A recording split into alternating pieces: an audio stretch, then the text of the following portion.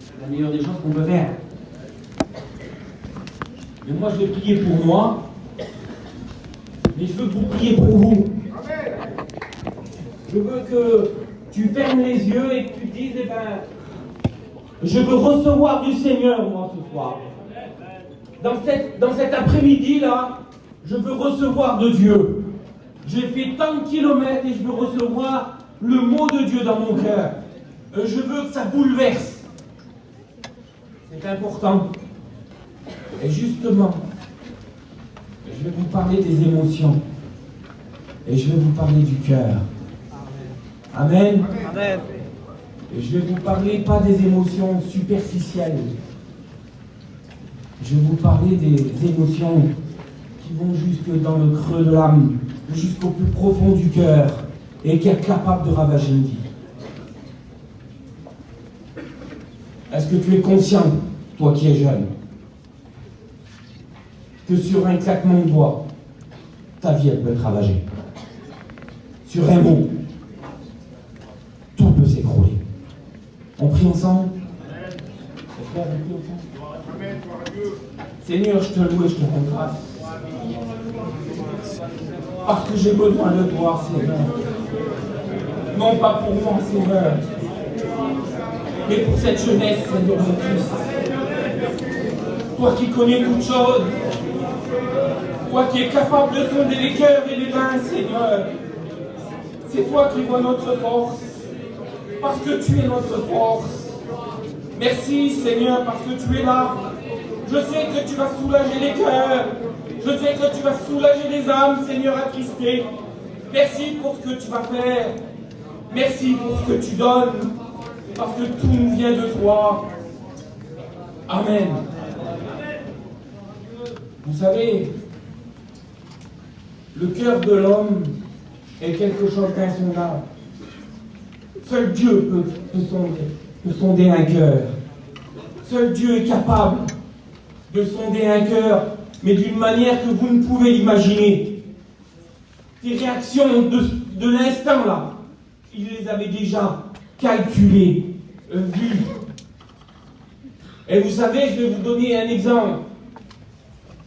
C'est pour vous faire voir et vous faire comprendre que même les dominations ne peuvent contrôler un cœur. Il y avait une femme, elle s'appelait Marie de Magdala. Elle avait 7 démons. C'est pas rien quand même, 7 démons. Et il n'arrivait pas à la contrôler. Je vais aller encore plus loin.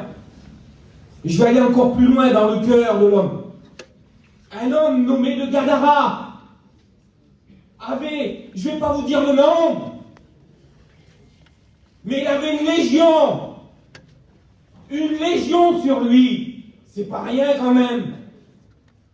Et il n'arrivait pas à contrôler le cœur de cet homme. Le corps, oui, mais pas le cœur. Vous savez pourquoi? Parce que c'est un abîme où même les dominations s'y perdent. Il n'y a qu'une seule personne qui est capable de donner la joie, la véritable paix à un cœur. Et ça, il faut le détenir et il faut le saisir. Je vous dis son nom, c'est Jésus. Et en lui, nous avons la joie, la paix. Vous savez, c'est pas quelque chose d'anodin. 2000 démons ne peut pas contrôler. Et Jésus arrive. Et cette personne se met à genoux devant lui. Voilà la puissance de Jésus. Voilà ce qu'il est capable de faire. Voilà ce qu'il est capable de donner. Mais alors, dans notre jeunesse, votre jeunesse à vous, il faut contrôler ce cœur. La parole de Dieu dit, garde ton cœur plus que tout. C'est si important que ça, un cœur. Oui, un cœur est important. Parce que l'ennemi peut ravager. L'ennemi peut détruire, l'ennemi peut briser.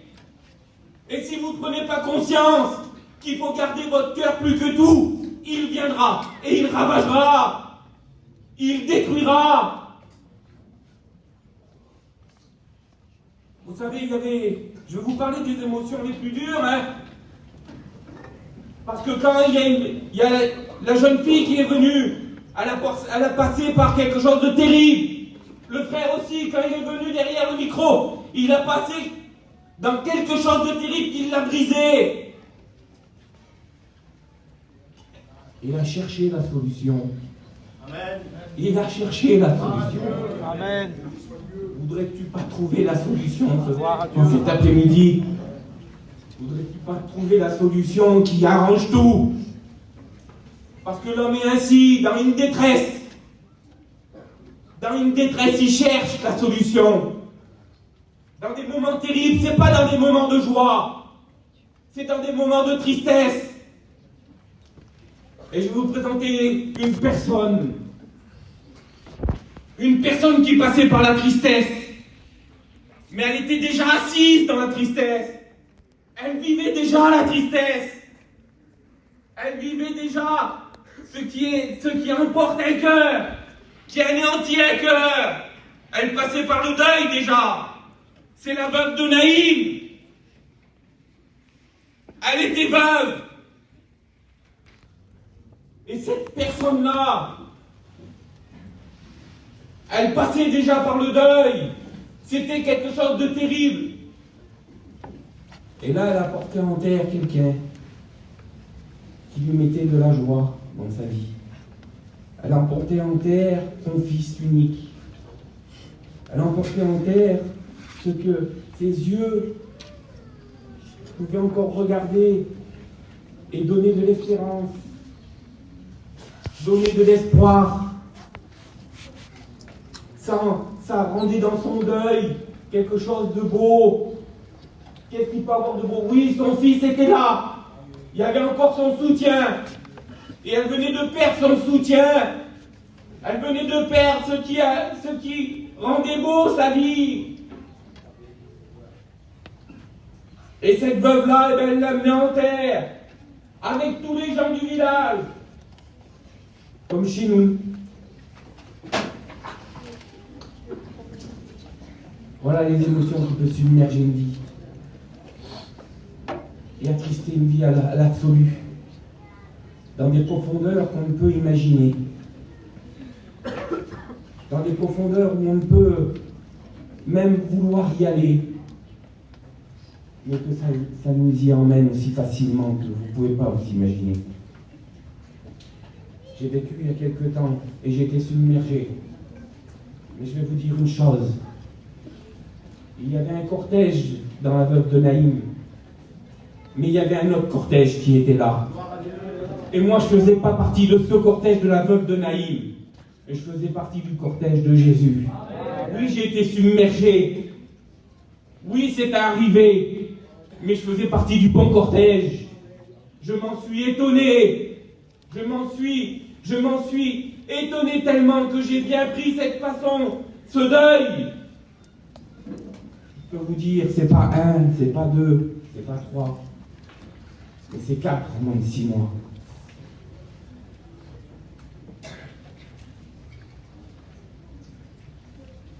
Mais j'ai gardé mon cœur plus que tout. Amen. J'ai gardé ma vie plus que tout. J'ai fixé mes yeux sur ce cortège merveilleux où il y avait le Maître. Et que lui était capable de consoler. Amen. Vous savez, la veuve de Naïm, si elle serait restée dans son cortège de ténèbres, elle aurait été dans les choses mauvaises. Et on sait où mène un deuil mauvais. On sait où mène un deuil mauvais parce qu'on le voit, nos yeux le voient. Des personnes incapables de se relever. Ils vont puiser dans le monde. Ils vont puiser dans l'alcool. Une solution. Ils vont puiser dans la drogue. Une solution. Dans le désespoir des cachets. Une solution. Dans tout ce que le monde peut combler à un instant. Mais je vous ai dit que le cœur de l'homme est un abîme. qu'il n'y a que Dieu qui peut se mouvoir dans les cœurs. Dès le commencement, il pensait déjà à ton cœur. Dès le commencement, il voyait ton cœur. Dès le début, il arrivait lui à bouger dans ton cœur, à faire bouger les choses, à rentrer et à mettre les choses dans l'ordre que Dieu veut. Alors tout simplement, il y avait un abîme. Et c'est si bon quand on reçoit Jésus dans cet abîme-là. C'est si bon. Il est capable de combler ta détresse. Il est capable de combler. Parce qu'il est le Tout-Puissant. Ton cœur n'a pas de hauteur. Ton cœur n'a pas de largeur. Il n'a pas de profondeur. Justement, je te propose quelqu'un qui a tout cela aussi. Et qui peut faire. Et qui peut donner. Et qui peut t'apporter. Parce qu'il est capable, lui. Il est capable de donner. Il est capable de combler le moindre des recoins.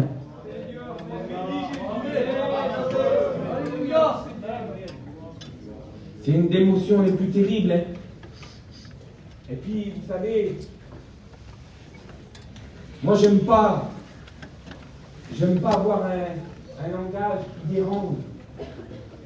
J'aime pas avoir un langage qui dérange, et c'est une vérité. On n'aime pas, on n'aime pas dire des mots, certains mots. Ce mot-là, on ne le dit pas. Vous comprenez bien, c'est des mots qu'on ne dit pas. Mais quand on le vit, comment c'est terrible. Quand on le vit, comment c'est dur. On croit qu'il y a des épaules pour nous soutenir, mais ils sont dans le même état. On croit qu'il y a des choses qui se passent, mais c'est toujours pareil. On dit demain, ça sera meilleur. C'est pas meilleur tant qu'il n'y a pas Jésus. Amen.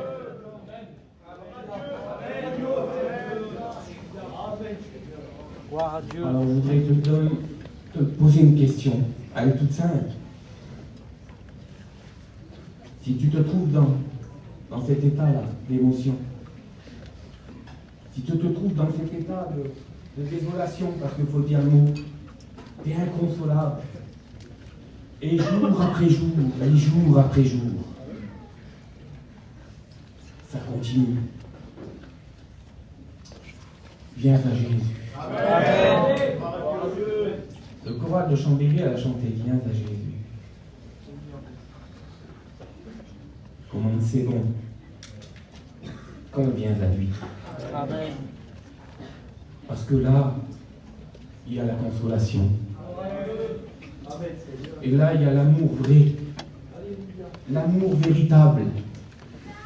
C'est pas l'amour selon le monde qui donne, mais c'est l'amour véritable. Lui seul est l'amour. Et vous savez, il y avait un homme, et je vais passer, vous savez, il y a un autre point dans mon message. Il y a le deuil, ça ravage, ça emporte. Mais il y a une autre chose qui ravage un cœur. Et je veux placer les mots comme il doit être placé. Vous savez, je ne veux pas être déplacé dans mes mots. Et je veux être droit. Et je ne veux pas de sous-entendu. Et je ne veux pas déclencher un rire. Il y a le deuil, ça ravage. Mais il y a une autre chose qui ravage. Et puis ça ravage aussi la jeunesse. C'est le chagrin. Le chagrin d'amour. La trahison. Et puis on le voit, et puis on le vit, on le regarde. Au jour d'aujourd'hui, je vais vous parler d'un homme qui a subi 2 fois la trahison. Et il est tombé 2 fois de la même manière. On doit apprendre de nos erreurs. Il n'a pas appris de ses erreurs. C'est un homme au niveau physique parfait. Au niveau de son naziréat, Parfait. Ah, vous commencez à savoir, ils commencent à savoir, ils savent. Il a une force extraordinaire. Il s'appelle Petit Soleil. Il a une force terrible. Il est fort. Et pourtant, il a une brèche dans le cœur. Tout ce qu'il entreprend, avec Dieu, ça réussit. Tout ce que lui, il entreprend, dans ses sentiments les plus nobles, je dis nobles, ça ne réussit pas. Il n'y arrive pas. Vous savez pourquoi? J'ai regardé un peu. Parce que Petit Soleil, il ne met pas Dieu en avant dans ses sentiments. Il le met de côté. Dans ce qu'il fait, dans ce qu'il veut pour lui, de mieux, eh bien il met Dieu de côté, puis il fait lui. Il fait lui, il ne présente rien à Dieu. Il ne présente pas. Il dit non, moi je choisis. Ça sera celle-ci. Il dit même à sa maman, elle me plaît.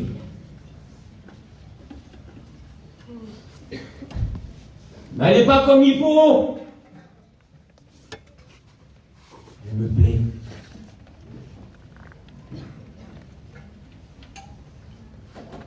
Mieux de demander à ta maman déjà, demande à Dieu. Amen. Alléluia. Et vous de demander aux autres, demande à Dieu. Une catastrophe. Une catastrophe, son premier mariage à Samson. Eh oui, parce que c'est Samson. Il est fort, il n'y a pas de problème. Mais devant une personne, allez, on va lui donner une hauteur. 1m60, il ne calcule plus rien, il ne voit plus rien, il ne sait plus rien.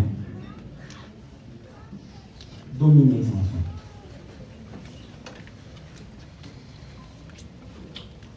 Et là, ce fut une alliance.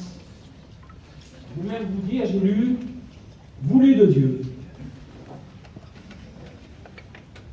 Sachant la souffrance, sachant la trahison, oui, c'était pour faire avancer son œuvre. Alors lui, il ne regarde pas, et il a fait avancer les choses. Elle te plaît? Il a laissé faire. Et il s'en est servi pour combattre les Philistins. Alors il a réussi à dominer. Il a réussi à avoir la victoire. Pourtant, ça a été dur.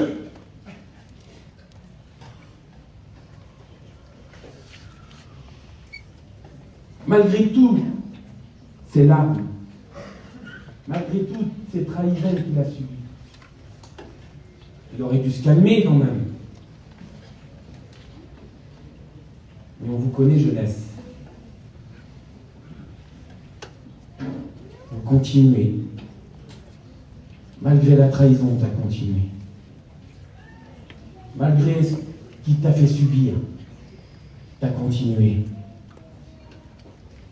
Malgré ce que tu as fait vivre, tu as continué.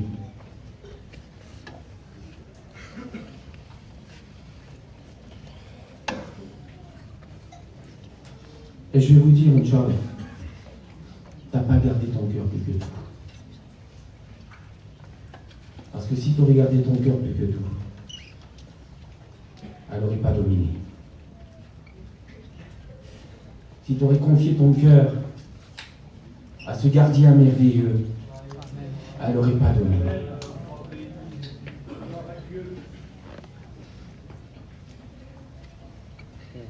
Alors, dans cet après-midi, ça a été rasé. Ton premier mariage a été rasé, détruit, brûlé. Et là, on ne parle plus d'autre chose. Et puis il arrive. Vous savez, Samson avait un naziréat. Samson tenait un naziréat. On dit qu'il tenait sa force de ses cheveux. Non. Ça faisait partie de son naziréat. C'était la chose visible de son naziréat. C'était la chose qui portait, qui symbolisait son naziréat. Mais c'est pas ce qui lui faisait porter sa force. Sa force, c'était l'Éternel. C'était pas sa chevelure. Ta force à toi, c'est Jésus, c'est pas ton physique. Ta force à toi, c'est pas tes cheveux. C'est Jésus. Notre force à nous, c'est Christ. Et il portait ça. Et la vie chrétienne, c'est comme ça, on la porte. On la porte et elle se voit. Au jour d'aujourd'hui, c'est comme ça. Il se voit. Notre vie chrétienne. Et lui, il menait sa vie chrétienne. Seul. Il était tranquille comme ça. Et puis, vous savez, un naziréen, il ne doit pas boire ou même manger un raisin. Il ne doit pas boire de vin, pas d'alcool fort. C'est à sa naissance que ça a été prescrit pour lui, spécialement par l'ange de l'Éternel. Il y a des prescriptions dans la parole de Dieu qu'on doit respecter. Et lui, il les respectait. Un chrétien respecte certaines choses de la parole. Amen. Plus que sa vie. Il faut dire, bon, tu vas fort, plus que sa vie. Et alors, là, Samson, il était là, lui. Il était dans le respect de toutes ces choses. Mais arrivé un moment, peut-être que ses oreilles ont entendu, dans la vallée de Sorek, là-bas, il y a des lilas. Dans la vallée de Sorek, il y a des lilas. Il avait les yeux sur ce qu'il ne fallait pas. Son premier mariage, c'était sur les yeux qu'il ne fallait pas. Et là, il a été dans la vallée de Sorek. Vous savez ce que ça veut dire, la vallée de Sorek? Quand même, c'est quelque chose de dur pour Samson. Il ne doit pas boire de vin, il va à un endroit où ça parle de vin. C'est la vallée du bon vin, du bon choix. Ça s'appelle comme ça, le choix du vin. Et lui, il se trouve dans un lieu, il ne doit pas boire de vin. Son naziréat l'interdit et lui se trouve dans un lieu où ça symbolise ça. Où ça porte ce symbole. Il est entouré de vignobles. Et pas que de vignobles. Il y a des lilas. Alors tout le monde connaît la traduction de des lilas, mais il y en a deux. Même trois, j'en parlerai de la dernière.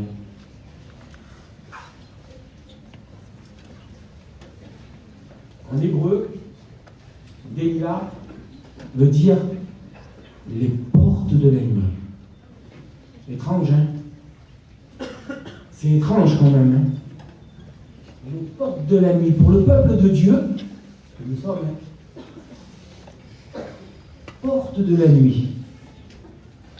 Ah oui. Et en arabe, vous savez ce que ça veut dire? Delilah? Ça veut dire coquette. Pour le monde, c'est beau. C'est embelli. C'est quelque chose de bien. Il faut le faire. Il faut le produire.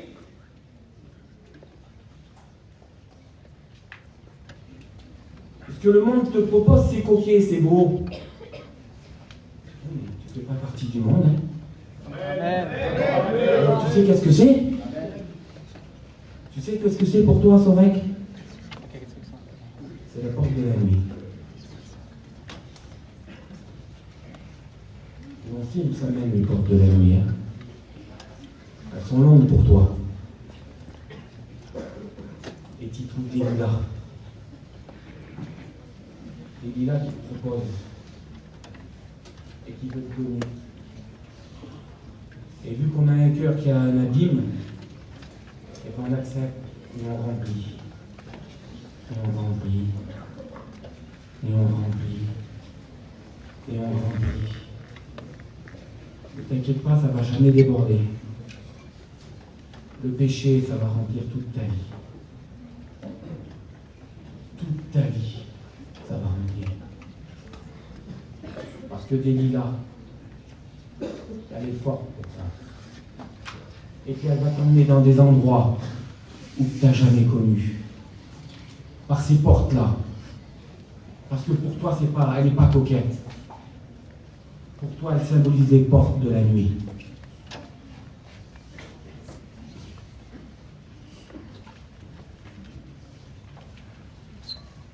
Et arrivé un moment, on sait qu'est-ce que Delilah veut. Qu'est-ce qu'elle veut, elle? Parce que vous savez, je vais vous dire une chose. C'est pas parce que j'aime une personne qu'elle m'aime. Hein.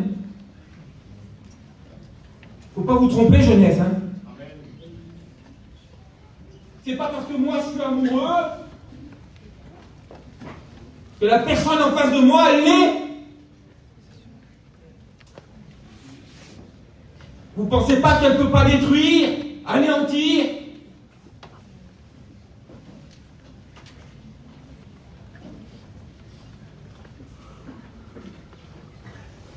Ils étaient à la vallée de Sorek.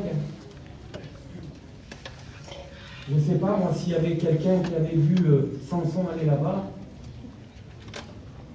Je veux dire, mais pourquoi tu vas là-bas? Tu sais qu'il y a la tentation pour toi. Tu sais qu'il y a la tentation pour toi. Il y a des vignobles de tous les côtés. Il y a des vignobles de tous les côtés, il y a des raisins de tous les côtés. Ils produisent du vin là-bas dans cette vallée. Et tu continues à y aller. Et tu continues. Parce que tu as tombé amoureux de ce lieu, Sorek. Et plus, tu as trouvé ce que tu voulais. Le monde va te proposer ce que tu veux. Va te faire obtenir ce que tu veux. Et ça sera simplement pour ta perte. Simplement pour t'endormir de ce que tu étais. De ce que tu étais devenu, un chrétien.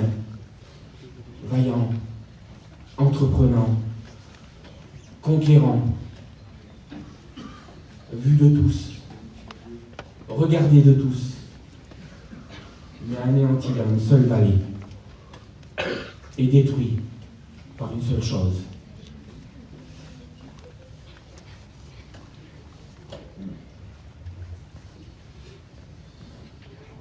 Jeunesse, ne dites pas que vous ne voulez pas y aller à Sorek. Vous y retrouvez bien souvent tous ensemble. Ne dites pas que vous n'y mettez pas les pieds. Parce que dans le monde, vous y allez et vous y retrouvez tous ensemble. Ne dites pas que vous n'êtes pas tombé dans les griffes de ce qui vous tient. Parce que Delilah, ce n'est pas obligatoirement une personne.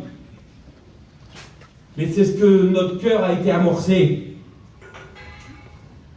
Et nous sommes tombés dedans. Vous imaginez la force de Samson? Vous imaginez la puissance d'un chrétien? Vous imaginez la force de Samson contre Delilah? Delilah, là, vous allez peut-être vous souvenir, hein. Elle n'a pas dit, viens, on fait un bras de fer. Hein. Non. Delilah ne lui a pas proposé un bras de fer. Hein. Non. Elle lui a proposé ce qu'elle savait faire. Elle lui a proposé ce qu'elle était. Elle l'a amené sur son terrain. Elle l'a amené sur la destruction. Parce que c'est son terrain à elle. Le péché t'amène. Le péché t'amène à la destruction. C'est son terrain. C'est ce qui produit. C'est ce qui fait. il t'amène à ce qu'il sait faire de mieux. Eh oui, elle va pas lui proposer une mâchoire d'âne à litchi là-bas, pour qu'elle se fasse matraquer. Non, non. Elle l'amène sur son terrain et elle le détruit. Elle le détruit tellement qu'à un moment donné, il dit c'est mon âme. Parce qu'il y a des chrétiens qui sont comme ça, qui ont été détruits, amenés dans le péché. Ils ont été détruits, brisés. Ils ont été emmenés. Et arrivé un moment, Samson, il dit ces mots. Mon âme est attestée jusqu'à la mort. C'est possible. C'est possible, un homme si vaillant, un homme si fort, un homme qui est capable d'arrêter 1000 hommes. Parce qu'il y en a qui se croient comme ça, hein. Ils vivent sur leurs exploits. Ils vivent sur leurs exploits de chrétiens. Mais moi, je ne tomberai pas comme lui. Et puis moi, je ne ferai pas comme lui. Et puis moi, je ne ferai pas comme ça. Moi, j'ai tué 1000 hommes.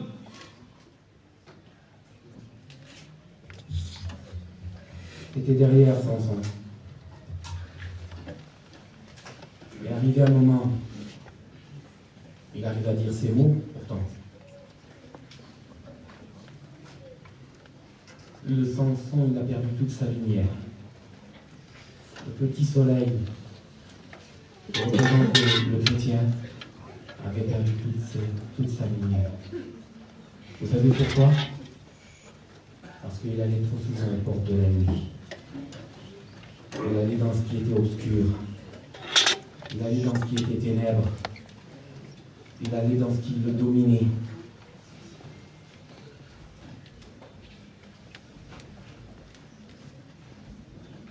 Jeunesse, il y a des lieux, et je vais le symboliser par Sorel.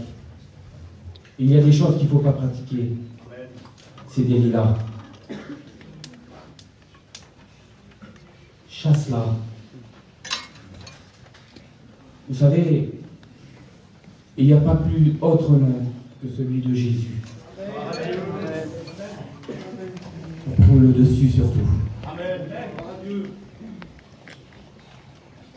Et Samson,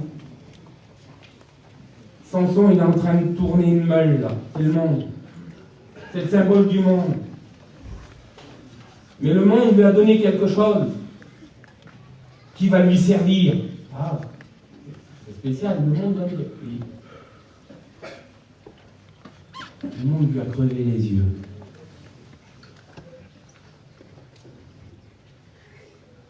Et lui, il s'en est servi. Il ne peut plus tomber. Il a ce regard intérieur. Et cette façon de vivre nouvelle, dure, harassante. Mais tu lui fais repousser son naziréa, qui lui redonne son naziréa. Avec Jésus, tout peut être construit. Avec Jésus, tout peut être construit. Amen. Et comment faut faire?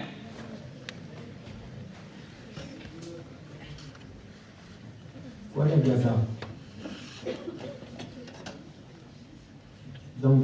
Dans le temple de Dagon, il y a des choses à détruire. Aujourd'hui, dans ta vie, il y a des choses à détruire. Et moi, j'ai regardé. Il a besoin de quelqu'un, lui. Il y a quelqu'un qui l'emmène, qui le dirige. Il y a quelqu'un qui le dirige. Et lui, il a une demande. Il a une demande. Ça va représenter les serviteurs. Toi qui es aveugle, nous sommes là. Amen. Ça représente un petit enfant, des petits-enfants. Oh, on n'est pas bien fort. On va te faire... Il veut quelque chose. Tu es venu avec quelque chose. Tu as une demande. Demande aux enfants. Gloire à Dieu. Amen. Vous savez qu'est-ce qu'il demande, Samson? Et j'arrêterai là. Il dit, je veux tenir les colonnes.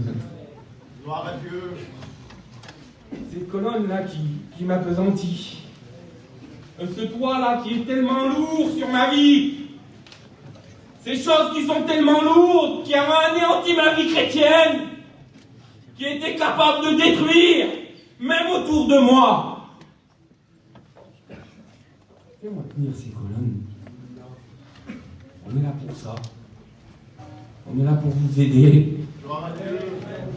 On est là pour bousculer les choses. On est là pour bousculer l'antre de Dagon. On est là pour détruire l'antre de Dagon. Alors il a fait saisir ces deux piliers-là. Ah, j'aurais pu partir sur encore un mot. Donner un mot à ces piliers, mais dis un mot, toi. À ces deux piliers qui t'écrasent. À ces deux piliers qui sont capables. On leur donne un mot. Amen. Sorek et Lila. Ils sont là. Ils sont là. Et ils nuisent à ta vie. Ils détruisent ta vie. Alors il va les faire tomber. Gloire à Dieu. Amen. Et nous, on est venus ici. On est venus là. Vous les voyez? On est venus ici, nous. Pour faire tomber ces deux colonnes. Amen. Tu as ces deux colonnes dans ta vie. Est-ce que tu voudrais les faire tomber? Amen. Parce qu'il faut le demander. Il demande à l'enfant. C'est pas l'enfant qui l'emmène. C'est pas l'enfant qui l'emmène, non. C'est lui qui demande. Gloire à Dieu. Je veux écrouler ces deux colonnes. Je veux écrouler ces deux colonnes dans ma vie. Alléluia. Je veux enlever ce lieu de tentation et je veux enlever Delilah. Je veux la détruire. Elle prend trop de place dans ma vie. Cette chose-là t'amène à la ruine. Alors, je vais te donner un choix. Est-ce que tu veux que ça soit ta vie chrétienne qui soit en ruine ou le temple de Dagon? Qu'est-ce que tu veux? Et qu'est-ce que tu choisis? Parce que Dieu te demande de choisir aujourd'hui.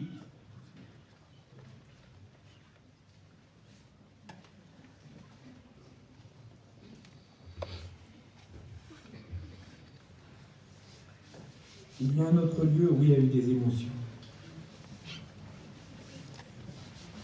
Il y a eu un autre lieu. Au temps ancien, ils l'appelaient le monde de la tentation. C'était une petite vallée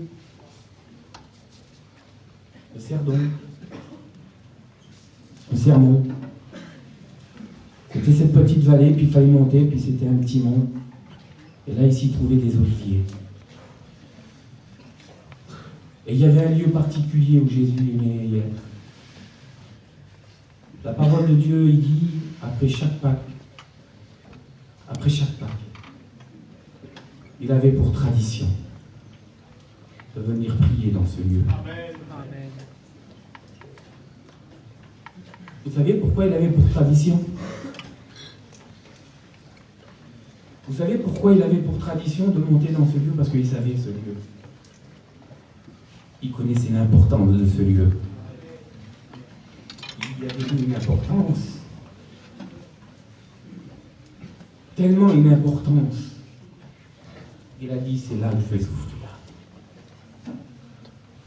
C'est là où va commencer mon martyre de souffrance. Gloire à Dieu. Amen. Et si vous regardez bien, ce n'est pas des souffrances physiques. Non.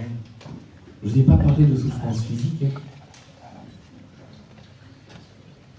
pourrais vous en parler. Ça fait une semaine que je meurs par mal de dos.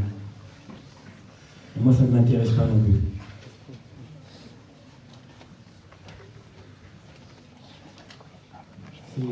C'est les souffrances du cœur.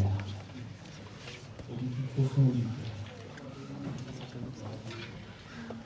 Et lui, il les a combattus à Gethsémani. Un Dieu qui s'appelle. Vous savez comment il s'appelle? Pressoir à l'huile, Gethsémani. Il a été pressé. Tellement pressé qu'il a reçu toutes tes émotions que tu es en train de vivre dans la souffrance. Et il les a pris aussi sur lui. Tu dis que tu es abandonné? Lui aussi, il l'a dit. Il a crié. Tu as crié, il a crié aussi. Et il y a une solution. Il en réveille ses disciples. Vous n'avez pas voulu prier une heure avec moi. Et pourtant, c'était là la solution. La solution, c'était de prier. Et de prier. Et de continuer à prier. Et c'est là qui prend tout sa force à la parole de Dieu. Priez sans cesse. Priez sans cesse. On prie ensemble. Amen. Tu veux la victoire? Il va falloir crier. Tu veux des forces? Il va falloir prier. Tu veux de l'encouragement? Il va falloir te lever. Tu veux une restauration? Appelle les serviteurs, ils sont là. Tu veux écrouler? Appelle les serviteurs, ils vont t'aider. C'est tout simple. Après, je laisserai la place au frère qui veut prendre la place. Je sais